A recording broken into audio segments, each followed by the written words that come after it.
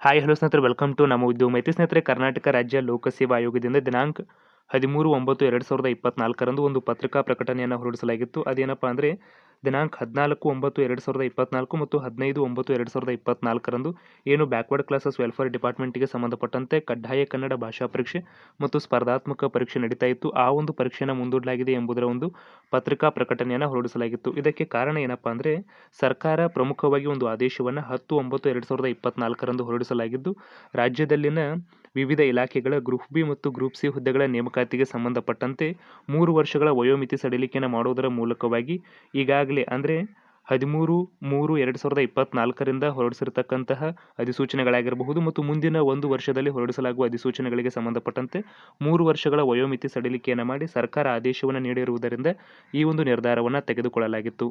ಸ್ನೇಹಿತರೆ, ಮುಖ್ಯವಾಗಿ ಈ ಒಂದು ವಯೋಮಿತಿ ಸಡಿಲಿಕೆಯನ್ನು ಮಾಡಿರುವುದರಿಂದ ಪ್ರಮುಖವಾಗಿ ಅಭ್ಯರ್ಥಿಗಳಿಗೆ ಮತ್ತೊಮ್ಮೆ ಅರ್ಜಿಯನ್ನು ಸಲ್ಲಿಸಲು ಅವಕಾಶವನ್ನು ನೀಡಲಾಗಿರುವುದರಿಂದ ಈ ಒಂದು ನಿರ್ಧಾರವನ್ನು ತೆಗೆದುಕೊಳ್ಳಲಾಗಿರತಕ್ಕಂತಹದ್ದು. ಇನ್ನು ಸರ್ಕಾರದ ಆದೇಶದಂತೆ ವಯೋಮಿತಿ ಸಡಿಲಿಕೆ ನೀಡಿ ಅಭ್ಯರ್ಥಿಗಳಿಗೆ ಹೊಸದಾಗಿ ಅರ್ಜಿ ಸಲ್ಲಿಸಲು ಅವಕಾಶವನ್ನು ನೀಡಲಾಗುತ್ತೆ. ನಂತರ ಪರಿಷ್ಕೃತ ದಿನಾಂಕಗಳನ್ನು ಪ್ರಕಟಿಸಲಾಗುತ್ತೆ ಎಂಬುದನ್ನು KPSC ಈ ಒಂದು ಪ್ರಕಟಣೆಯಲ್ಲಿ ತಿಳಿಸಲಾಗಿರ್ತಕ್ಕಂತಹದ್ದು.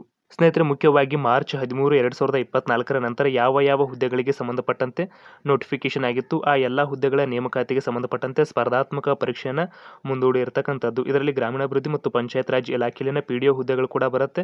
ಅದೇ ರೀತಿಯಾಗಿ ಹಿಂದುಳಿದ ವರ್ಗಗಳ ಕಲ್ಯಾಣಾಧಿಕಾರಿ ಹುದ್ದೆಗಳಿಗೆ ಸಂಬಂಧಪಟ್ಟಂತೆ ಮತ್ತು ವಿವಿಧ ಗ್ರೂಪ್ ಬಿ ಮತ್ತು ಸಿ ಹುದ್ದೆಗಳ ನೇಮಕಾತಿಗೆ ಸಂಬಂಧಪಟ್ಟಂತೆ ಸ್ಪರ್ಧಾತ್ಮಕ ಪರೀಕ್ಷೆಗಳು ಈಗ ಮುಂದೂಡಿರ್ತಕ್ಕಂಥದ್ದು. ಸ್ನೇಹಿತರೆ, ಮುಖ್ಯವಾಗಿ ಕರ್ನಾಟಕ ರಾಜ್ಯ ಸರ್ಕಾರ ಏನು 3 ವರ್ಷಗಳ ವಯೋಮಿತಿ ಸಡಿಲಿಕೆಯನ್ನು ಮಾಡಿರ್ತಕ್ಕಂಥದ್ದು ಇದು ಕೇವಲ ಕರ್ನಾಟಕ ಲೋಕಸೇವಾ ಆಯೋಗ KPSCಗೆ ಮಾತ್ರ ಅನ್ವಯ ಆಗುವುದಿಲ್ಲ, KAಗೂ ಕೂಡ ಅನ್ವಯ ಆಗತ್ತೆ. ಈ ನಿಟ್ಟಿನಲ್ಲಿ KPSC ಈಗಾಗಲೇ ಸ್ಪಷ್ಟನೆಯನ್ನು ನೀಡಲಾಗಿದ್ದು ಯಾವ ರಿಕ್ರೂಟ್ಮೆಂಟ್ಗೆ ಸಂಬಂಧಪಟ್ಟಂತೆ ಸ್ಪರ್ಧಾತ್ಮಕ ಪರೀಕ್ಷೆಗಳನ್ನು ಮುಂದೂಡಲಾಗುತ್ತೆ ಎಂಬುದು ಮತ್ತು KAಯಿಂದ ಸ್ಪಷ್ಟತೆ ಬರಬೇಕಾಗಿದೆ. ಅಂದರೆ ಮುಖ್ಯವಾಗಿ ದಿನಾಂಕ 29/9/2024 ವಿಲೇಜ್ ಅಕೌಂಟೆಂಟ್ ರಿಕ್ರೂಟ್ಮೆಂಟ್ಗೆ ಸಂಬಂಧಪಟ್ಟಂತೆ ಕಡ್ಡಾಯ ಕನ್ನಡ ಪರೀಕ್ಷೆ ಬರೆಯಬೇಕಾಗಿದೆ. ಈ ನಿಟ್ಟಿನಲ್ಲಿ KA ಸ್ಪಷ್ಟತೆ ಕೊಡುತ್ತೆ. ಆ ಒಂದು ದಿನಾಂಕದಲ್ಲಿ ಎಕ್ಸಾಮ್ಸನ್ನು ನಡೆಸ್ತಾರಾ ಅಥವಾ ಇಲ್ವಾ ಎಂಬುದನ್ನು ಪತ್ರಿಕಾ ಪ್ರಕಟಣೆಯ ಮೂಲಕ ತಿಳಿಸಲಾಗುತ್ತೆ. ಈ ನಿಟ್ಟಿನಲ್ಲಿ ಯಾವುದೇ ಅಪ್ಡೇಟ್ ಬಂದರೂ ಕೂಡ ನಿಮಗೆ ಸ್ಪಷ್ಟತೆಯನ್ನು ನೀಡ್ತೀವಿ. ಸ್ನೇಹಿತರೆ, ಮುಖ್ಯವಾಗಿ ಸೆಪ್ಟೆಂಬರ್ 29ನೇ ತಾರೀಕು ಏನು ಒಂದು ವಿಲೇಜ್ ಅಕೌಂಟೆಂಟ್ ರಿಕ್ರೂಟ್ಮೆಂಟ್ಗೆ ಸಂಬಂಧಪಟ್ಟಂತೆ ಕಡ್ಡಾಯ ಕನ್ನಡ ಎಕ್ಸಾಮಿನೇಷನ್ ನಡೆಯುತ್ತೆ.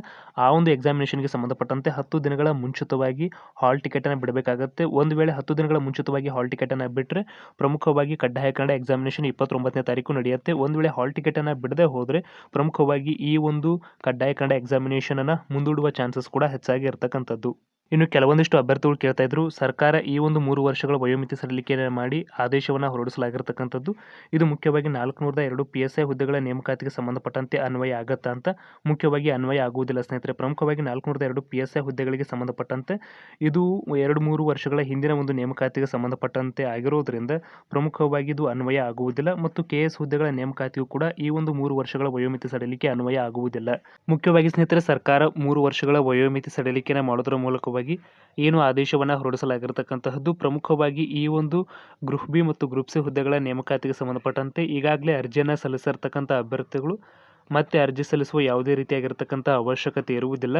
ಪ್ರಮುಖವಾಗಿ ಯಾವ ಅಭ್ಯರ್ಥಿಗಳು ಇದುವರೆಗೂ ಅರ್ಜಿಯನ್ನು ಸಲ್ಲಿಸಿಲ್ಲ ಮತ್ತು ವಯೋಮಿತಿ 3 ವರ್ಷಗಳ ಸಡಿಲಿಕೆಯನ್ನು ನೀಡಿರ್ತಕ್ಕಂತಹದ್ದು ಅಂತಹ ಅಭ್ಯರ್ಥಿಗಳು ಮಾತ್ರ ಈ ಒಂದು ಹುದ್ದೆಗಳಿಗೆ ಅರ್ಜಿಯನ್ನು ಸಲ್ಲಿಸಬಹುದು. ಈಗಾಗಲೇ ನೀವು PDO ಹುದ್ದೆಗಳಿಗೆ ಸಂಬಂಧಪಟ್ಟಂತೆ ಮತ್ತು ಗ್ರೂಪ್ ಬಿ ಮತ್ತು ಗ್ರೂಪ್ ಸಿ ಹುದ್ದೆಗಳ ನೇಮಕಾತಿಗೆ ಸಂಬಂಧಪಟ್ಟಂತೆ ಅರ್ಜಿಯನ್ನು ಸಲ್ಲಿಸಿದ್ರೆ ಮುಗಿದೋಯ್ತು.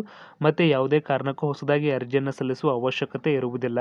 ಸ್ನೇಹಿತರೆ, ಮುಖ್ಯವಾಗಿ ಸರ್ಕಾರ ಏನು 3 ವರ್ಷಗಳ ವಯೋಮಿತಿ ಸಡಿಲಿಕೆಯನ್ನು ಮಾಡುವುದರ ಮೂಲಕವಾಗಿ ಈ ಒಂದು ನಿರ್ಧಾರವನ್ನು ತೆಗೆದುಕೊಳ್ಳಲಾಗಿದ್ದು, ಈ ಹಿಂದಿನ ಅಭ್ಯರ್ಥಿಗಳಿಗೆ ಅರ್ಜಿಯನ್ನು ಸಲ್ಲಿಸಲು ಅವಕಾಶವನ್ನು ನೀಡಲಾಗುತ್ತೆ.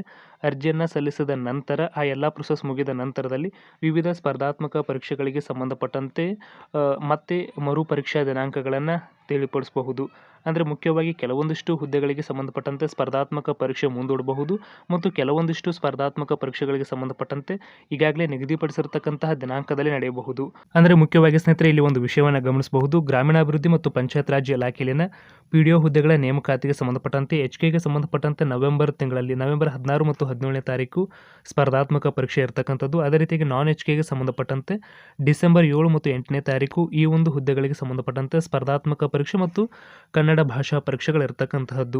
ಈ ಒಂದು ಹುದ್ದೆಗಳ ನೇಮಕಾತಿಗೆ ಸಂಬಂಧಪಟ್ಟಂತೆ ಏನು ಒಂದು ಈಗಾಗಲೇ ಡೇಟನ್ನು ಮೆನ್ಷನ್ ಮಾಡಲಾಗಿರ್ತಕ್ಕಂತಹದ್ದು. ಈ ಒಂದು ಡೇಟ್ನ ಒಳಗಾಗಿ ಇದುವರೆಗೂ ಅಂದರೆ ಏಜ್ ರಿಲ್ಯಾಕ್ಸೇಷನ್ ನೀಡಿರುವುದರಿಂದ ಈ ಹಿಂದಿನ ಅಭ್ಯರ್ಥಿಗಳಿಗೆ ಅರ್ಜಿಯನ್ನು ಸಲ್ಲಿಸಲಿಕ್ಕೆ ಅವಕಾಶವನ್ನು ನೀಡಲಾಗುತ್ತೆ. ಆ ಎಲ್ಲ ಪ್ರೊಸೆಸನ್ನು ಈ ಒಂದು ಮಂತಲ್ಲಿ ಅಥವಾ ಮುಂದಿನ ಒಂದು ಮಂತಲ್ಲಿ ಮುಗಿಸುವುದರ ಮೂಲಕವಾಗಿ ಈಗಾಗಲೇ ನಿಗದಿಪಡಿಸಿರ್ತಕ್ಕಂತಹ ದಿನಾಂಕದ ಒಳಗೆ ಸ್ಪರ್ಧಾತ್ಮಕ ಪರೀಕ್ಷೆಗಳನ್ನು ನಡೆಸಬಹುದು ಅಥವಾ ಈ ಎಲ್ಲ ಪ್ರೊಸೆಸ್ಗೆ ಇನ್ನೂ ಟೈಮ್ ಬೇಕು ಅಂದರೆ ಈ ಒಂದು ದಿನಾಂಕಗಳನ್ನು ಮುಂದೂಡಲೂಬಹುದು. ಈ ಬಗ್ಗೆ ಯಾವುದೇ ರೀತಿಯಾಗಿರ್ತಕ್ಕಂತಹ ರೀಶೆಡ್ಯೂಲ್ ಆಗಿರ್ತಕ್ಕಂತಹ ಎಕ್ಸಾಮಿನೇಷನ್ ಬಗ್ಗೆ KPSC ನಿಮಗೆ ಮಾಹಿತಿಯನ್ನು ನೀಡುತ್ತೆ ಮತ್ತು ಮರು ದಿನಾಂಕಕ್ಕೆ ಸಂಬಂಧಪಟ್ಟಂತೆ ಏನು ಸ್ಪರ್ಧಾತ್ಮಕ ಪರೀಕ್ಷೆನ ಮರು ನಿಗದಿಗೊಳಿಸಲಾಗಿರುತ್ತೆ ಅದರ ಬಗ್ಗೆ ನಿಮಗೆ 20 ದಿನಗಳ ಮುಂಚಿತವಾಗಿ KPSC ತಿಳಿಸುತ್ತೆ. ಇನ್ನು ಮುಖ್ಯವಾಗಿ ಸಾಕಷ್ಟು ಅಭ್ಯರ್ಥಿಗಳ ಪ್ರಶ್ನೆ ಏನಪ್ಪ ಅಂದರೆ ಈ ತಿಂಗಳು ಕೊನೆಯಲ್ಲಿ 29/9/2024 ಏನು ವಿಲೇಜ್ ಅಕೌಂಟೆಂಟ್ ರಿಕ್ರೂಟ್ಮೆಂಟ್ಗೆ ಸಂಬಂಧಪಟ್ಟಂತೆ ಕಡ್ಡಾಯ ಕನ್ನಡ ಎಕ್ಸಾಮಿನೇಷನ್ ಇರತಕ್ಕಂಥದ್ದು ಇದು ನಡೆಯುತ್ತಾ ಅಥವಾ ಇಲ್ವಾ ಎಂಬುದನ್ನು ಕೇಳ್ತಾ ಇದ್ರು. ಮುಖ್ಯವಾಗಿ ಸ್ನೇಹಿತರೆ 29ನೇ ತಾರೀಕು ವಿಲೇಜ್ ಅಕೌಂಟೆಂಟ್ ರಿಕ್ರೂಟ್ಮೆಂಟ್ಗೆ ಸಂಬಂಧಪಟ್ಟಂತೆ ಕಡ್ಡಾಯ ಕನ್ನಡ ಎಕ್ಸಾಮಿನೇಷನ್ ನಡೆಯುವುದಾದರೆ ನಿಮಗೆ 20 ಮತ್ತು 21ನೇ ತಾರೀಕು ಈ ಒಂದು ರಿಕ್ರೂಟ್ಮೆಂಟ್ಗೆ ಸಂಬಂಧಪಟ್ಟಂತೆ ಸ್ಪರ್ಧಾತ್ಮಕ ಪರೀಕ್ಷೆಗೆ ಸಂಬಂಧಪಟ್ಟಂತೆ ಹಾಲ್ ಟಿಕೆಟನ್ನು ಬಿಡುಗಡೆ ಮಾಡಲಾಗುತ್ತೆ. ಸೊ ಒಂದು ವೇಳೆ ಹಾಲ್ ಟಿಕೆಟ್ ಬರಲಿಲ್ಲ ಅಂದರೆ ಇದನ್ನು ಮುಂದೂಡುವ ಚಾನ್ಸಸ್ ಕೂಡ ಇರತಕ್ಕಂತಹದ್ದು. ಇದುವರೆಗೂ ಕೂಡ ಕರ್ನಾಟಕ ಎಕ್ಸಾಮಿನೇಷನ್ ಅಥಾರಿಟಿ ಸ್ಪಷ್ಟವಾದ ಮಾಹಿತಿಯನ್ನು ಪ್ರಕಟಣೆಯ ಮೂಲಕ ತಿಳಿಸಲಾಗಿಲ್ಲ. ಅಂದರೆ ನಾವು ಈ ಒಂದು ಪರೀಕ್ಷೆಗಳನ್ನು ಮುಂದೂಡ್ತೀವಿ ಅಂಥೇಳಿ ಆ್ಯಸ್ ಪರ್ ದ ಈಗಾಗಲೇ ವೇಳಾಪಟ್ಟಿ ಏನಿರ್ತಕ್ಕಂತಹದ್ದು ಅದರ ಪ್ರಕಾರವಾಗಿ ಎಕ್ಸಾಮಿನೇಷನ್ ನಡೆಯುತ್ತೆ ಎಂಬುದನ್ನು ಮೊನ್ನೆ ಎಕ್ಸಲ್ಲಿ ಕೂಡ ತಿಳಿಸಲಾಗಿತ್ತು. ಈ ಬಗ್ಗೆ ಅಫಿಷಿಯಲ್ ಕನ್ಫರ್ಮೇಷನನ್ನು ಇನ್ನೊಂದು 4-5 ದಿನಗಳಲ್ಲಿ ಕೊಡುತ್ತೆ. ಇನ್ನು ಸಾಕಷ್ಟು ಅಭ್ಯರ್ಥಿಗಳ ಪ್ರಶ್ನೆ ಏನಪ್ಪ ಅಂದರೆ ಅಕ್ಟೋಬರ್ 27ನೇ ತಾರೀಕು ಈ ಒಂದು ವಿಲೇಜ್ ಅಕೌಂಟೆಂಟ್ ರಿಕ್ರೂಟ್ಮೆಂಟ್ಗೆ ಸಂಬಂಧಪಟ್ಟಂತೆ ಏನು ಸ್ಪರ್ಧಾತ್ಮಕ ಪರೀಕ್ಷೆ ಇರತಕ್ಕಂಥದ್ದು ಇದು ಸ್ಪರ್ಧಾತ್ಮಕ ಪರೀಕ್ಷೆ ನಡೆಯುತ್ತಾ ಅಥವಾ ಮುಂದೂಡಲಾಗುತ್ತಾ ಎಂಬುದನ್ನು ಹಲವಾರು ಅಭ್ಯರ್ಥಿಗಳು ಪ್ರಶ್ನೆಯನ್ನು ಕೇಳ್ತಾ ಇದ್ರು. ಈ ನಿಟ್ಟಿನಲ್ಲಿ ಕರ್ನಾಟಕ ಎಕ್ಸಾಮಿನೇಷನ್ ಅಥಾರಿಟಿ ಮುಂದೂಡುವ ನಿರ್ಧಾರವನ್ನು ತೆಗೆದುಕೊಂಡಿಲ್ಲ. ಈ ಬಗ್ಗೆ ಸರ್ಕಾರದ ಆದೇಶವನ್ನು ಮುಂದೂಡಬೇಕು ಮತ್ತು 3 ವರ್ಷಗಳ ವಯೋಮಿತಿ ಮಾಡಿರುವುದರಿಂದ ಹಿಂದಿನ ಅಭ್ಯರ್ಥಿಗಳಿಗೆ ಅವಕಾಶವನ್ನು ನೀಡಬೇಕು ಎಂಬುದರ ಸರ್ಕಾರದ ಆದೇಶ ಈ ಒಂದು KAಗೆ ಹೋದ ನಂತರದಲ್ಲಿ ಅದನ್ನು ಮುಂದೂಡುವ ನಿರ್ಧಾರವನ್ನು ಮಾಡಬಹುದು. ಸದ್ಯಕ್ಕೆ ಯಾವುದೇ ರೀತಿಯಾಗಿರ್ತಕ್ಕಂತಹ ಮುಂದೂಡುವ ನಿರ್ಧಾರ KAಗೆ ಇಲ್ಲ.